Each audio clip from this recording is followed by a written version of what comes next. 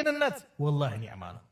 ጤንነት ኒዕማ ነው። ሁሌ በየቀኑ ለጤናችን ዱዓ እናድርግ። ነቢዩ ላጎታቸውም ለአባስ ብኑ አብዱል ሙጠሊብ አሉት ዱዓ ሊያደርግበት አንዱ የሚገባ ጉዳይ ቢኖር የጤና ጉዳይ ነው። ጤና ኒዕማ ነው። ወላሂ የጤናን ኒዕማ የሚያውቀው የተያዘ ሰው ነው። ሆስፒታል ሂዱ፣ ኒዕማውን ያውቁታል።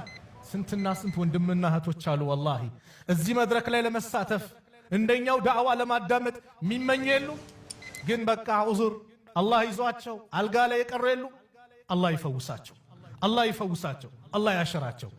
ጤንነት ኒዕማ ነውና ሁሌ ዱዓ እናድርግበት። አሲሓቱ ታጁን አላ ሩኡሲል አሲሓ ላ ያዕሪፉሃ ኢላ አልመርዳ ይላሉ ዑለማዎች። ጤንነት ማለት በጤነኞች አናት ላይ ያለች ዘውድ ናት። ዘውድ በሽተኛ እንጂ ማንም አያውቃትም። የአይንን ጥቅም ያውቀው አይን ያጣ ነው።